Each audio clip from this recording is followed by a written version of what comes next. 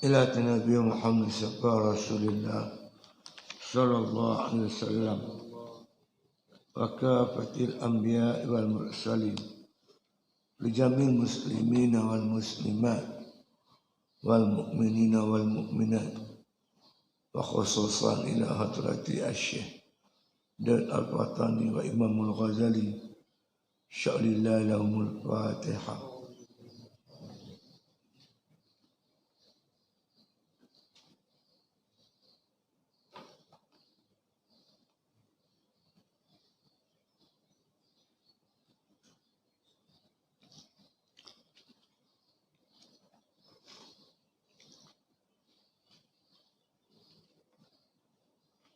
Bismillahirrahmanirrahim. Alhamdulillahi Rabbil Alamin.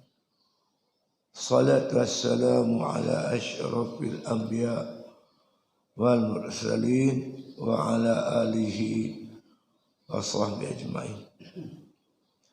Qala musannif rahimahullah ta'ala fi kitabih. Maka jika engkau kata, apa hal murid, orang yang mujtahid dan orang yang murtadin, yakni orang yang membaikkan dirinya dengan mujahadah, adakah duduk bertaulan akan mereka itu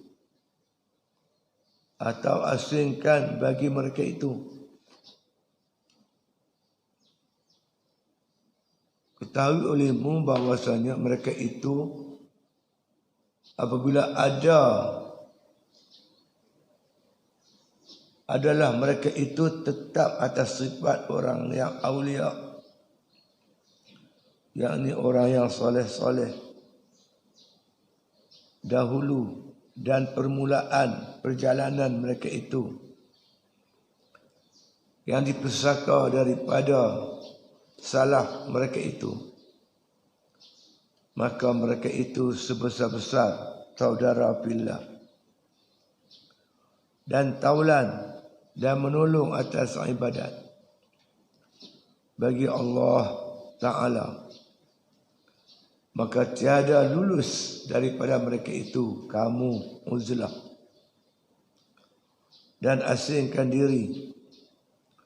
Dan sungguhnya seumpama mereka itu umpama barang yang engkau dengar daripada Zuhad di Jabal Lubnan dan lainnya, bahwasanya adalah mereka itu jamaah bertolong mereka itu atas bir dan takwa, dan pesan mereka itu dengan hak dan sabar.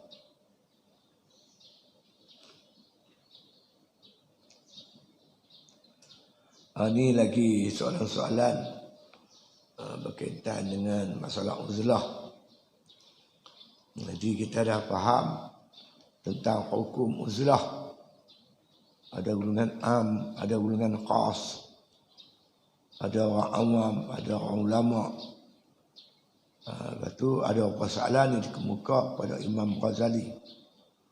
Di antara soalan yang telah dibaca sebelum ni berkaitan dengan duduk di pondok. Imam Ghazali kata itulah tempat yang baik, kita duduk di situ.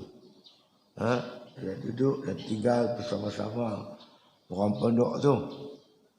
Diibaratkan sebagai ribat atau kota dalam kita memelihara diri kita di akhir zaman. Lepas tu ada lagi satu soalan. Bagaimana pula berkaitan dengan orang yang golongan yang makna kata duduk di masjid. Sebab Nabi sebut makna kata ruhbanu ummati, makna kata al-julusu fil masajid, makna rahbaniyah di kalangan umatku. Pendeta-pendeta di kalangan umatku tu mereka yang duduk di masjid. Nabi kata kalau duduk di masjid tu pun salah satu daripada bahagian-bahagian uzlah. Sebelum tu dibawa beberapa ayat Quran, beberapa buah hadis berkaitan dengan hadis-hadis berkaitan dengan bergaul. Alaikum bil jamaah, yadullah ma'al jamaah. Bagi contoh, hendak kamu berjamaah. Tangan jamaah itu, tangan Allah Ta'ala itu, pertolongan Allah itu ke atas jamaah. Jadi ini pun telah dihurai oleh Imam Ghazali dengan elok sekali. Ini lagi satu soalan. Maka jika engkau kau tanya, apa hal murid serta orang mujtahid dan orang yang murtadin, yakni orang yang memperbaiki dirinya dengan mujahadah. Apa pandangan Imam Ghazali sekiranya kita seorang murid ni? Murid ni makna kata orang yang berkehendak kepada kemenangan akhirat. Murid. Murid ni orang yang berkehendak. Muridun, berkehendak.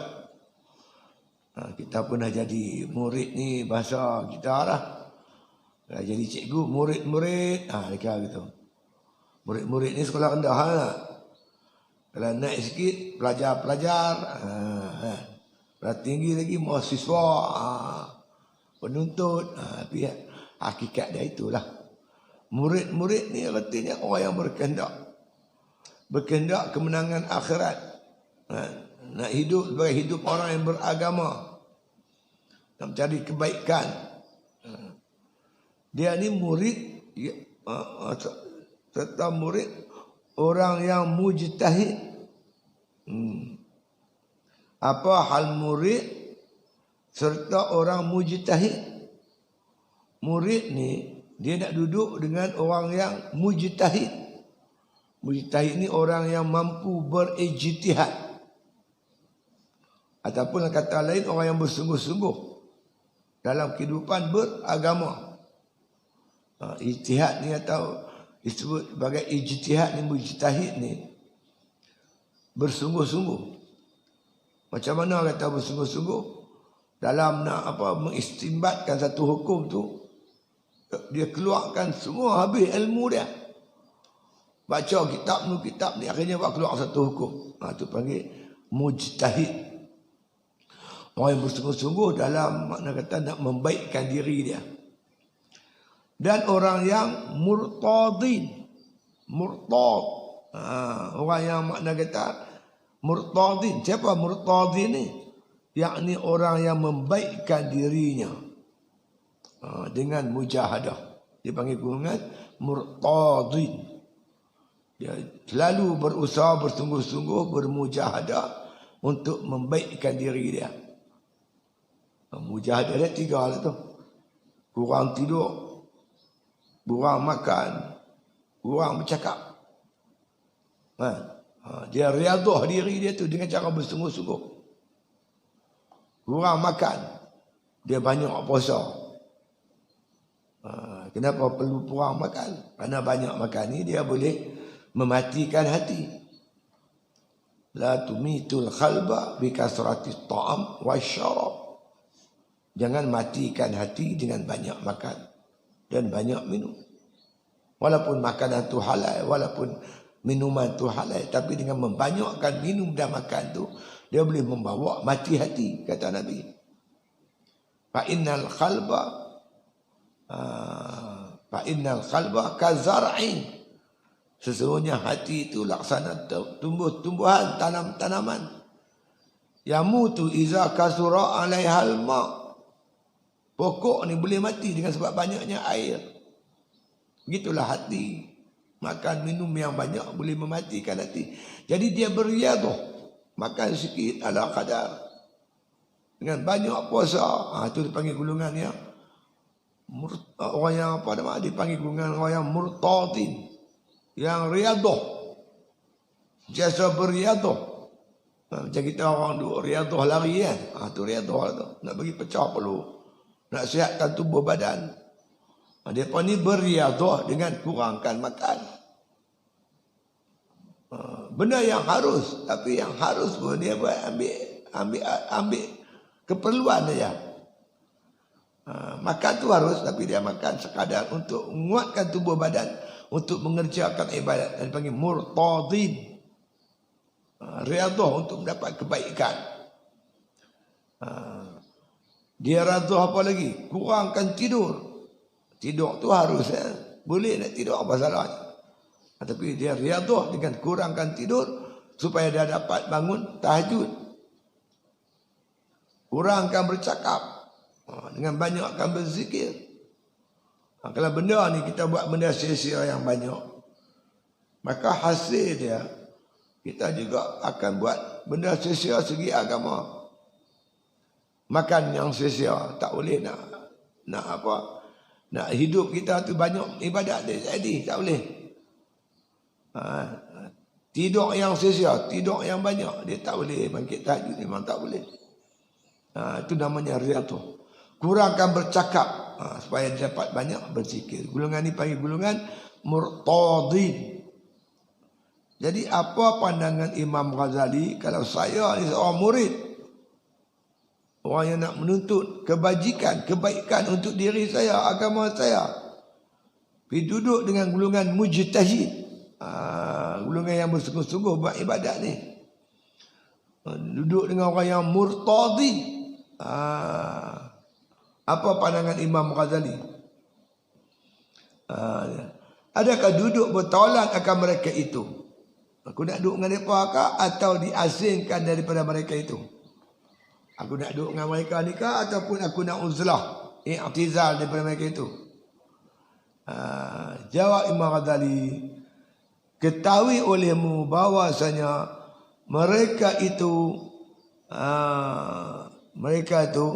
apabila adalah serta mereka itu tetap atas sifat orang yang awliya Allah, yakni sifat orang-orang yang soleh-soleh dahulu. Di golongan ni kalau hidup dengan dia, tengok dia tu bersifat dengan sifat-sifat wali-wali, sifat salihus soleh. Macam mana sifat mereka itu?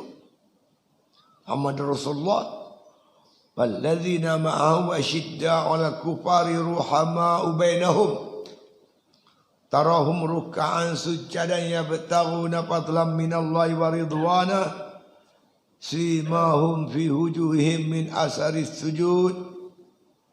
Muhammad tu pesuruh Allah, orang yang bersama-sama dengan Nabi Muhammad, sahabat-sahabat.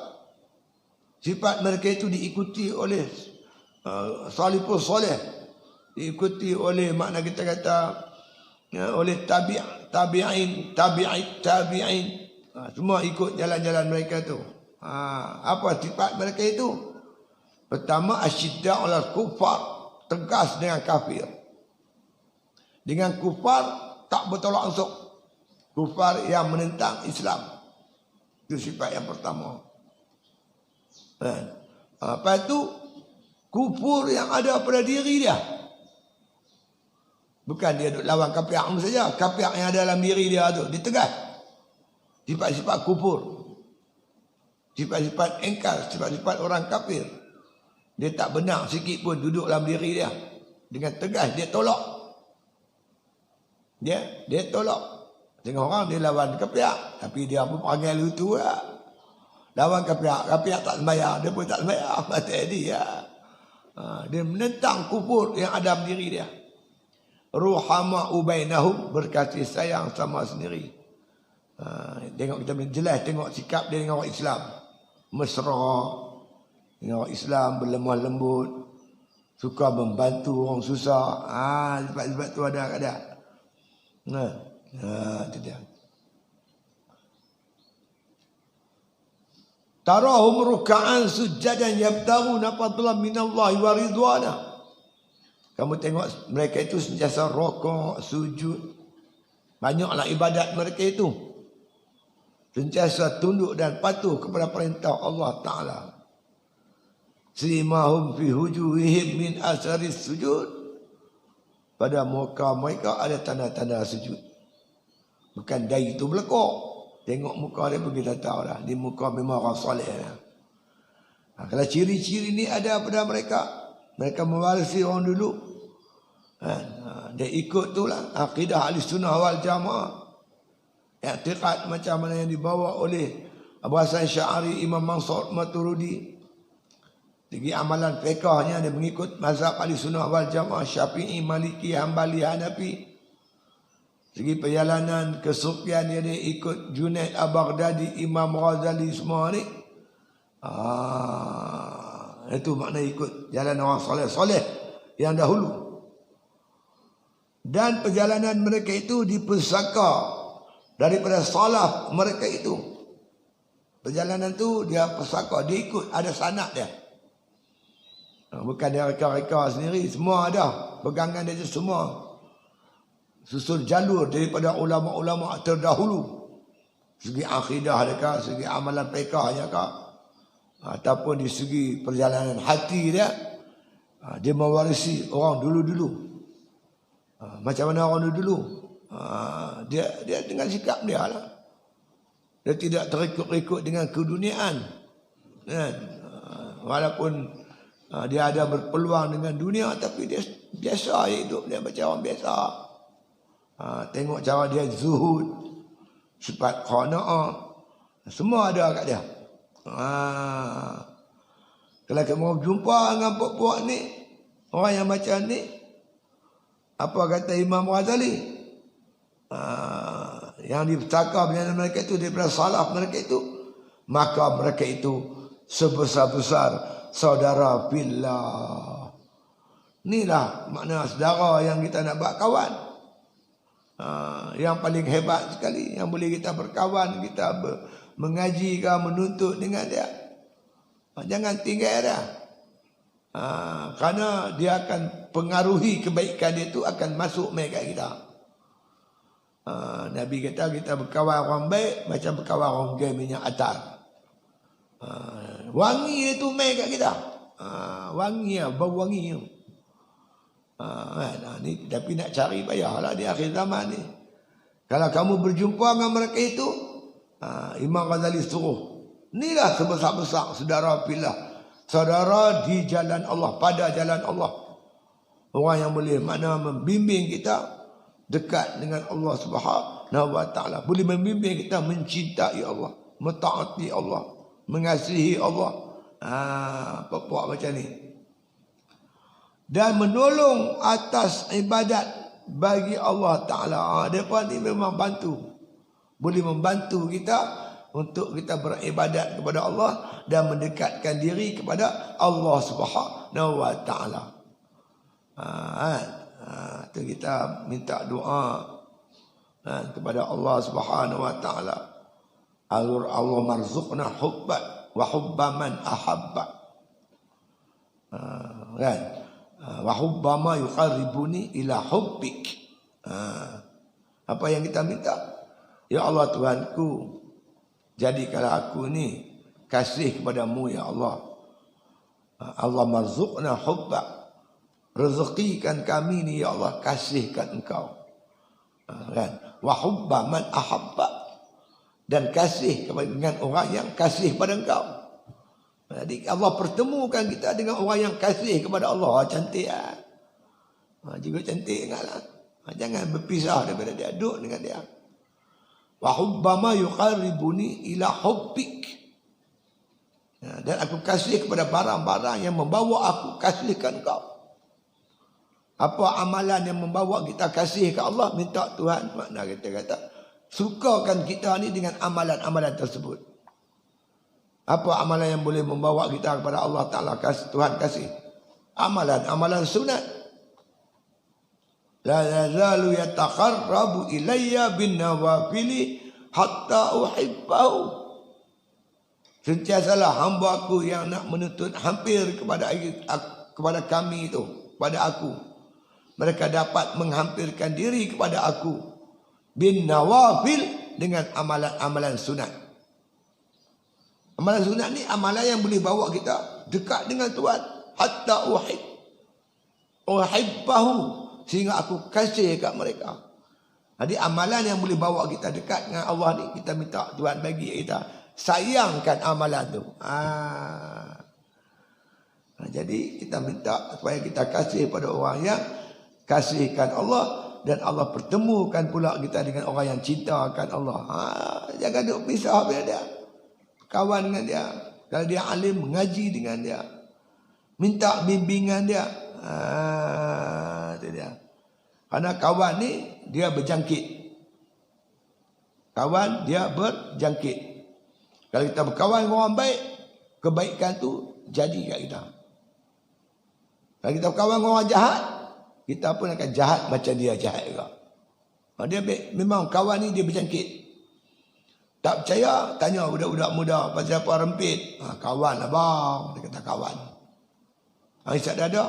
Mula-mula isyak ada. Kawan lah. Semua kawan. Lihat. Kawan tu berjangkit. Ya. Saya pernah jadi ketua muda PAS Perak. Usaha saya nama Cik Bunuh. Dia ni gagap. Dia gagap. Jadi lama-lama saya pun jadi gagap macam dia kat tu. Kita duk hubung selalu, bercakap dengan dia selalu. Telefon lah apalah. Dia pun selalu telefon kita nak abang maklumat apa maklumat dia dapat daripada pusat. Apa nak buat mesyuarat ke apa. Jadi setiausaha ni dengan ketua ni memang dia rapat. Bila dia rapat, dia terjangkit. Kawan tu gagap, kita gagap. Kalau hampa tak percaya, apa kawan kau gagap? Lala kita gagap. Dia macam tu. Dia berjangkit. Itu orang putih kata apa? Tell me who's your friend, I will tell you who are you. Hang habak mai kat aku siapa kawan hang? Aku nak abak hang siapa? Tak payah tanya, minta bayu data panjang-panjang. Tanya hang ni siapa kawan hang? Hang kawan kan siapa? Kawan aku Sak Sidik. Aku tahu hampas lah. Apa je tu? Saya pergi umrah. Pergi haji. Pergi haji lama kan. Kita duduk dengan satu bilik lah. Dia tu pegawai tak. Dia pegawai apa? Pelas ni. Pelas Buraya kan. Dia daripada mula pergi tu duduk 9 hari di Madinah. Lepas tu ada sebulan tu. Sebulan lebih duduk di Mekah. Bayangkan duduk pergi balik. Lepas tu balik-balik Mekah, dia isi merampas. Saya duduk di kem tahanan Kemutin. Bila duduk tahanan Kemutin, mereka ni yang duduk apa wadah ni. Mereka tu duduk berdoa ya, kalau minta. Mereka bukan tetap kalau blok tu ya dah. Mereka pun tak tahu mereka nak duduk blok mana. Mereka nak jaga blok mana. Bila pergi report duty tu, hari tu baru mereka tahu. Mereka masuk blok mana. Kan? Tapi mereka duduk berdoa lah. Kami ustaz berdoa supaya dapat jaga blok ustaz dah. Mereka masuk, mereka suruh semua. Kan? Habis kem tanda tu masuk pas. Habis semua. Boleh kata ramai lah. Saya ingat dekat 75% lebih. Habis semua apa? Lepas tu kalau saya pergi mengajak dekat komuniti, dia pun mengaji tu. Bapak tu, bapak kendah tu. Masa hari satu masa tu, dia pun main jumpa saya. Lari-lari, cok-cok. Penat. Awak dah. Dapat berita buruk Ustaz. Apa dia? Kami dapat berita Ustaz minggu depan nak bebas. Bagi khabar saya kata berita bagus lah tu. Bagus apa kami tak boleh nak bergaji dia lah. Apa nak bergaji? Apa bergaji di luar lah. Apa bergaji dalam ni? Apa lah aku? Aku ada anak bini lah. Habis satu camp tu. Habis semua masuk. Bila ada seorang tu saya ingat lagi. Apa nama dia? Terbayang apa dia. Dia orang teruk ni. Tak tahu lagi dia main. Masuk Muslim Pilihan Raya tu. Saya duduk dalam. Kena tahan dalam lagi. Dia main. Dia kata, Ustaz, saya kena panggil Ustaz. Kena panggil siapa? Mula pegawai ni kem tahanan ni pengarah kem tahanan panggil saya. Pasal apa? Saya tempek poster pai. Ada orang ambil gambar. Dia tengah tempek poster.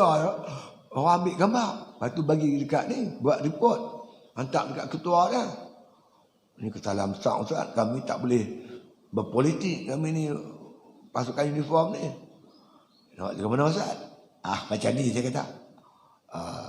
Bila dia panggil, kata kat dia, saya ni bukan tempek poster PAS ya. Poster UMNO boleh tempek, barisan. Buat gaji tak cukup. Jadi PAS bagi saya duit, saya tempek lah. Jawab dulu tu. Dia jawab macam tu. Encik ni nama apa saya lupa dah. Terbayang apa dia tu. Tak jumpa Meklah. Dia kata, adakah ni betul ni bukti dia tu.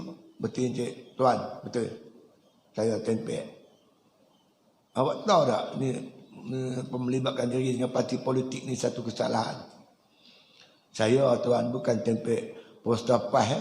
Poster barisan pun saya tempek. Sebab gaji saya tak cukup. Betul. Kalau barisan bagi duit, saya tempek. Barisan, kalau PAS bagi duit, saya tempek. Salah ni. Tak apa, saya maafkan awak sekali ni. Lain kali jangan buat dah. Kita pula tu ajak mereka, pula tu jawab. Dia cerita gitu lah. Kita berkawan dengan seorang tu, dia akan pengaruh kita. Jadi kita berkawan dengan golongan Murtazi ni. Golongan ni semua memang hebat lah. Imam Ghazali kata cantik sungguh lah ni. Kawan dengan mereka ni. Jadi kata Imam Ghazali, mereka itulah sebesar-besar saudara billah lara di jalan Allah dan menolong atas ibadat bagi Allah Ta'ala. Mereka ni bantu kita banyak. Pertama dia bantu segi percakapan dia. Percakapan dia tu banyak bantu kita mendekatkan diri dengan Allah. Kedua, perbuatan dia tu. Perbuatan tu dia mempengaruhi kita. Jangan tengok dia sembahyang, tengok dia gitu, tengok dia doa tak tinggal. Tengok cara cakap dia. Lama akhirnya dia akan sikit sebanyak menarik kita kepada Allah Subhanahu Wa Taala. Itu dia. Kalau kita tengok depa tu, kan? Jadi makna kata segala amalan-amalan itu mempersakai daripada salah mereka itu golongan terdahulu. Maka mereka itu sebesar-besar saudara billah dan tolan.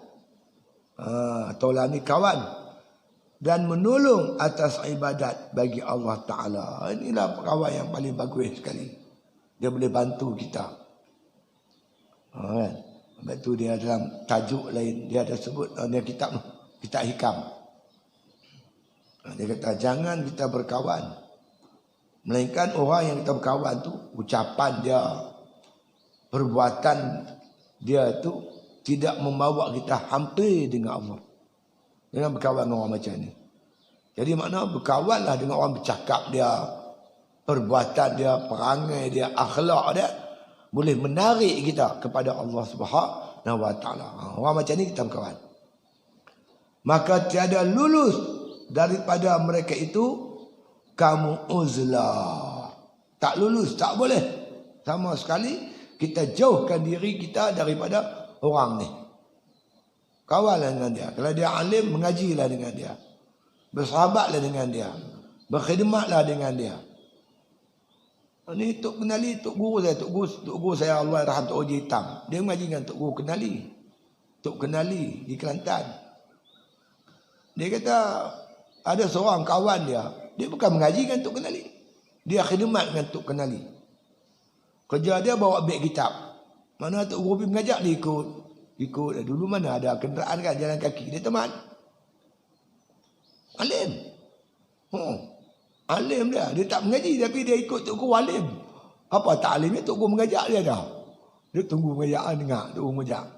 Hari-hari dengar kuliah Tok Guru. Lepas jadi alim pula dah. Itu dia. Ada orang jenis macam tu.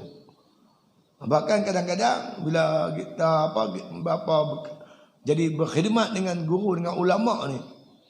Kadang-kadang dia ilmu dia lagi banyak daripada orang yang duduk mengaji tu. Bayangkan kalau dia bawa kereta.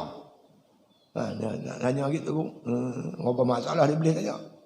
Kalau pergi Kuala Lumpur, dari sini Kuala Lumpur, banyak orang jam. Balik lagi. Bayangkan kalau hari-hari. Dia boleh mengajak orang siapa. Bila tanya masalah ni. Wah. Jadi orang macam ni, jangan kamu asingkan diri daripada mereka itu. Kamu rugi. Dan asingkan diri. Jangan uzlah dan jangan asingkan diri daripada mereka itu. Dan sungguhnya seumpama mereka itu umpama barang yang engkau dengar daripada zuhad di Jabal Lubnan. Contoh-contoh yang dibuat contoh zuhad di Jabal Lubnan. Zuhad ni orang yang zuhud lah, zahid. Orang yang zuhud ni, si Zahid ni, yang mereka ni duduk di Jabal Lubnan, di Bukit Lubnan. Dulu ni, zaman dulu, Bukit Jabal Lubnan ni tempat orang beruzlah. Kalau kita di Malaysia ni, di bukit Bukit Gunung Jerai. Tempat Gunung Jerai tu, tempat orang uzlah tu. Dia pergi uzlah situ, duduk kadang-kadang sebulan. Dia bawa lah bekalan ala kadar. Ya. Ada seorang tu cerita dalam kitab ni. Dia makan 1 tahun. 1 tahun dia makan kira-kira RM3. Setahun RM3. Macam mana setahun RM3? Dia beli tepung. Dia beli gula. Tepung dengan gula. Kan? Sekilo. Gula sekilo, tepung sekilo ke 2 kilo lah. Lepas tu dia uli. Uli. Lepas tu dia uli dengan air panas apa semua. Cukup masak dia. Dia punya adunan tu cukup elok. Dia buat bulat-bulat. 360 biji. Untuk setahun dia makan. Lepas tu dia jemuk biji kering. Dia makan sebiji. Seketir tu sebiji sehari. Yang tu jumlah dia lebih kurang RM3 lah. Dia buat betul. Sehari sebiji. Ayak peri lah. Sehari sebiji. 360 biji. Zuhud. Makan sehari sekali lah. Makan dia sehari sekali. Itu dia. Ni jenis zuhad. Dia pun makan sikit. Buat ibadat banyak. Dia pun duduk di Jabal Lubnan. Tapi Jabal Lubnan ni Lebanon lah.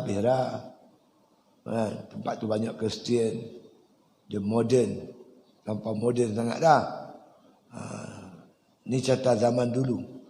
Macam tu juga dengan Gunung Jerai. Dulu memang tempat waliullah beruzlah. Allah ni biarlah. Mereka naik. Saya tak pernah naik lah kawan. Cerita. Sepanjang jalan tu. Berdua. Tempat orang buat maksiat. Dia terbalik dah. Ni cerita Jabal Lubnan dulu ni. Dan lainnya. Lain-lain tempat. Maknanya kita kata tempat orang beruzlah. Pulau Pangkok dulu saya kecil-kecil. Pak saya nelayan. Kalau dia tak pergi ke laut, dia bawa kami pergi cari siput. Dulu banyak siput Pangkok tu. Bawa kita naik sampan tu, dia berdayung, dia pergi teluk-teluk.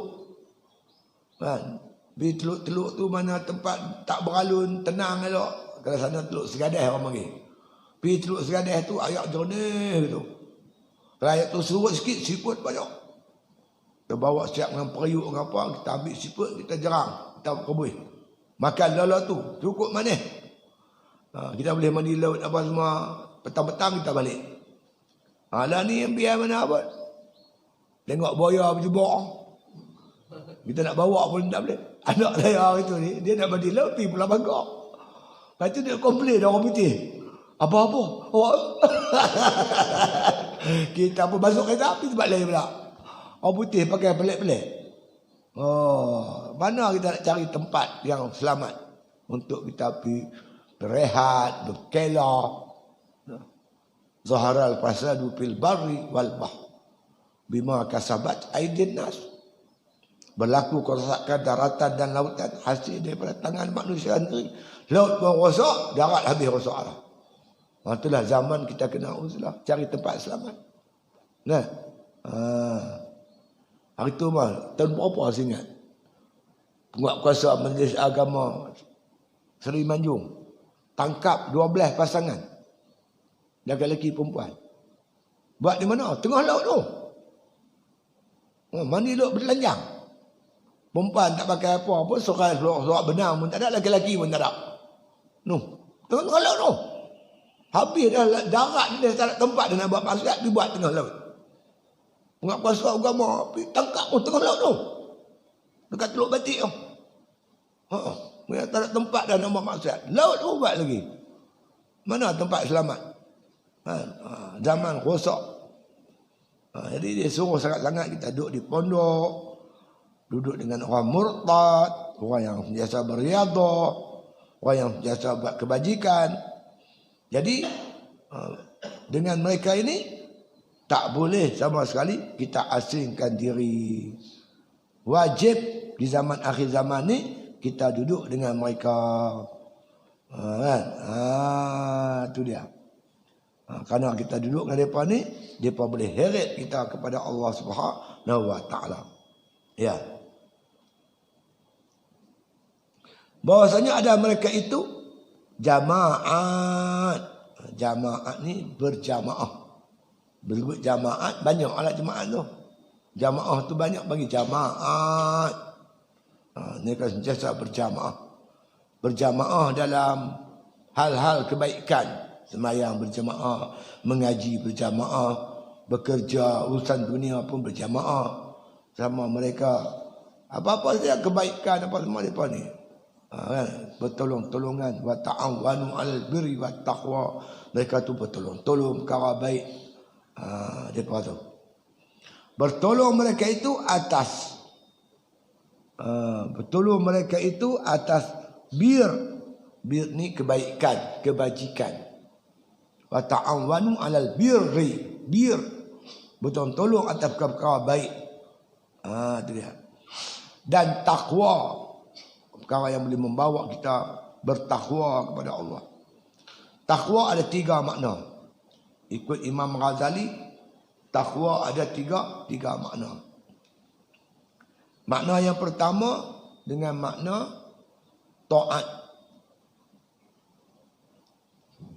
Ya allazina amanu, ya allazina amanu taqullaha haqqa tuqatih. Orang beriman, bertakwalah kamu kepada Allah dengan sebenar-benar takwa.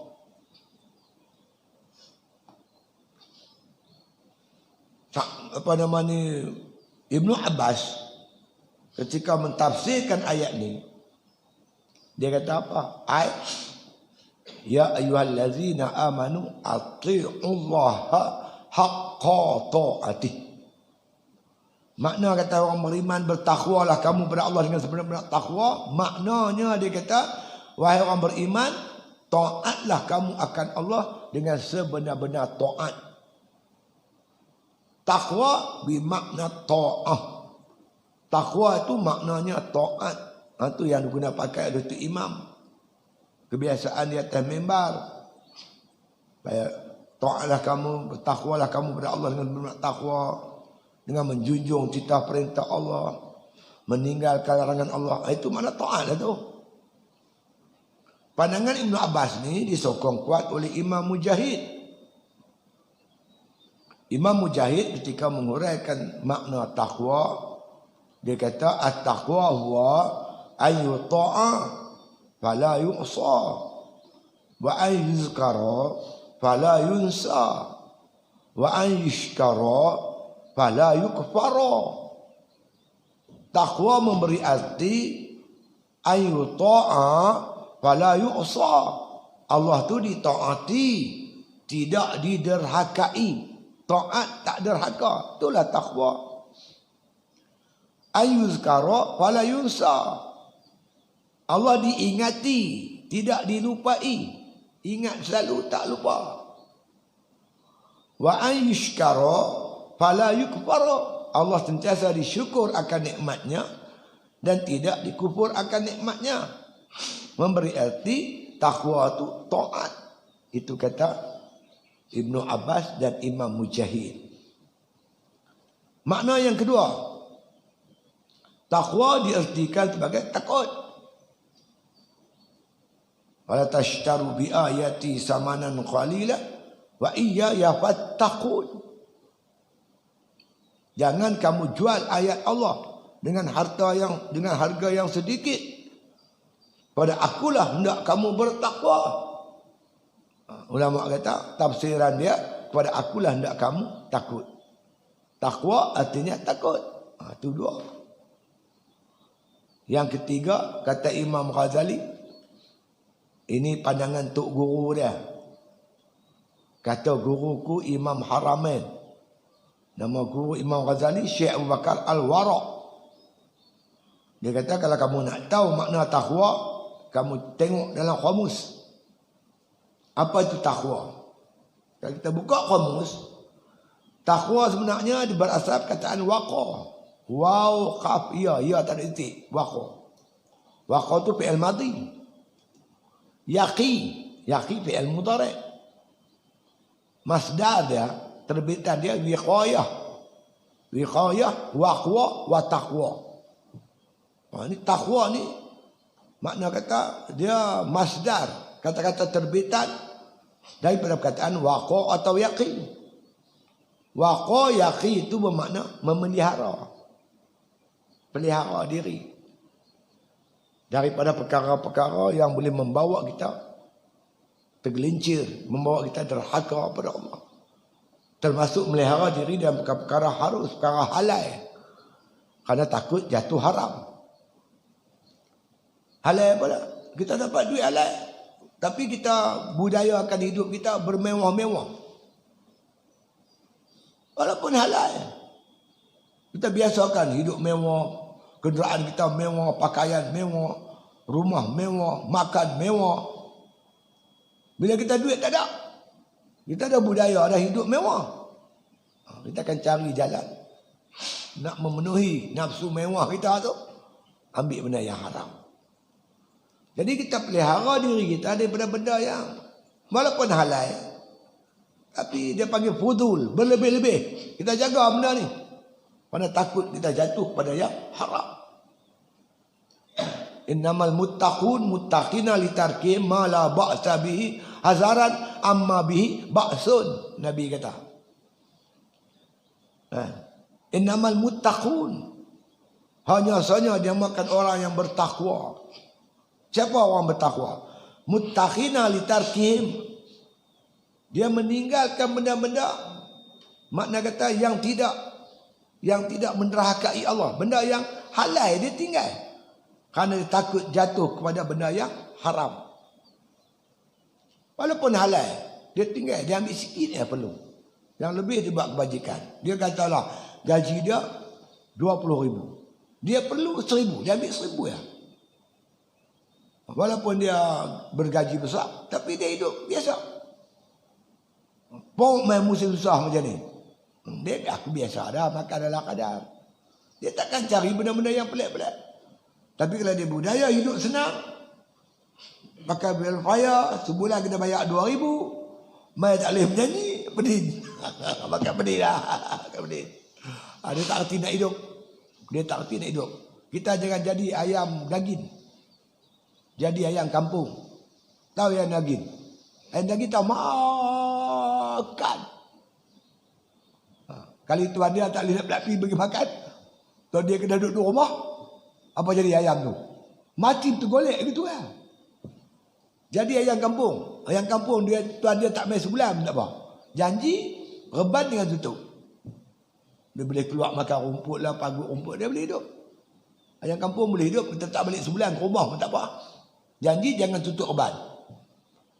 Kalau ayam daging, dia duduk tentu, bukan larap diri. Makan sambil duduk, dia tengok dia belayar tu.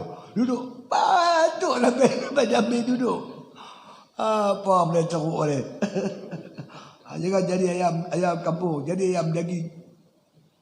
Ayam kampung kata apa, tak tahu apa. Kita makan. Lepas tu, cukup masa nak jual, dan dia boh sangka. Oh, dia kata tuan kita nak bawa kita melancong. Sampai kat jalan duta kan, lepas tol tu nak turun bukit kan, tengoklah nampak bangunan tinggi. Oh, tinggi yuk datang. Yang ni dia kata KLCC kot. Iyalah. Sampai kau lupa.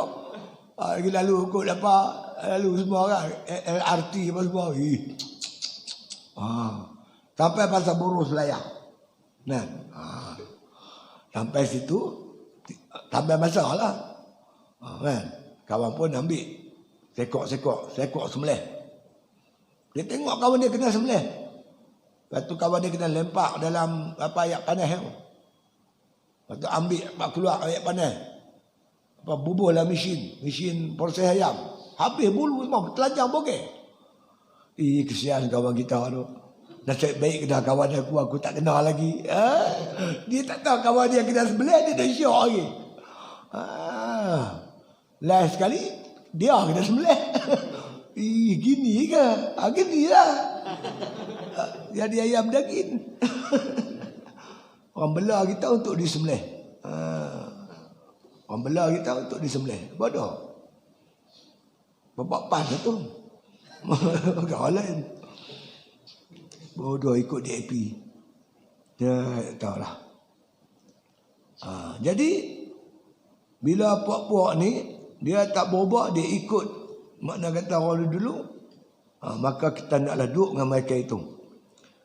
Dan berjamaat tolong-menolong mereka itu atas bir dan takwa. Dan berpesan-pesan mereka itu dengan hak dan sabar. Wa tawasaw bil haq wa tawasaw bis sabr wa tawasaw bis sabr wa tawasaw bil haq wa tawasaw bis sabr. Betul-tolong kebenaran, betul-tolong kepada sabar. Kalau tak duduk dalam geng ni, rosak lah. Tidak Tuhan tak sebut kan? Wal as demi masa. Masa ni penting. Apa ingat kita demi masa. Wal as innal insana lafi khusr. Semua manusia rugi. Rugi ni bukan makna rugi ni macam kita berniaga. Modal RM1 dapat 90 sen. Rugi sekupang kalau itu. Rugi ni sesat, kafir, kufur. Masuk neraka. Itu masuk rugi. Ini orang nak faham rugi macam berniaga gitu. Kalau itu. Rugi ni di dunia sesat, kafir. Zalim, fasik. Ilal ladzina amanu. Melainkan yang tak rugi ni orang yang beriman. Orang yang tak beriman habis rugi semua, sesat semua, tak betul semua, kufur semua. Ilal ladzina amanu wa tawasaw bis ilal ladzina amanu wa amilus salihat. Beriman dan beramal soleh. Cukup dua ni? Tak cukup. Wa tawasaw bil haq wa tawasaw bis sabr. Bertolong-tolong perkara kebaikan, kebenaran. Bertolong dalam perkara makna kesabaran. Macam duduklah jemaah kita sentiasa berpesan-pesan. Ikut jalan kebenaran, sabar dalam melakukan kehidupan beragama ni. Inilah makna kata golongan yang dipanggil murtad tadi ni. Golongan murtadin. Golongan yang baik ni, yang disarankan sangat-sangat oleh Imam Ghazali, kita tinggal bersama-sama mereka itu. Kemudian kata musannif, dan adapun jika ada mereka itu berubah. Wallahu a'lam. Al-Fatihah.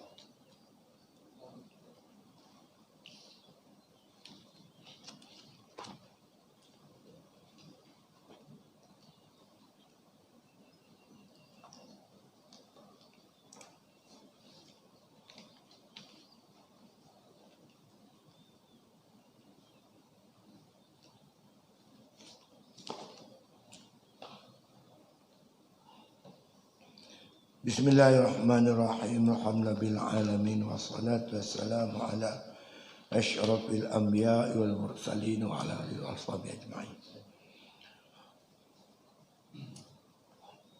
Rabbana atina min ladunka rahmatan wa hayyi lana min amrina rasyada. Allahumma rzuqna hubbak wa hubba man ahabbak wa hubba ma yuqarribuna ila hubbik waj'al hubbaka ahabba ilaina من الماء البارد. اللهم اكشف عنا البلاء والوباء والغلاء ما لا يكشفه عن غيرك. Bismillah syafi, bismillah kafi, bismillah ma'afi. Bismillahirrahmanirrahim. La yadurru ma'asmi syai'un fil ardi wa fis sama' wa huwas samiul alim. Allahumma inna na'udzubika minal barasi wal jununi wa min sayyi'il asqam. Sallallahu ala khair khalqi Muhammadin wa alaihi wasallam. Walhamdulillah bil alamin. Takbir.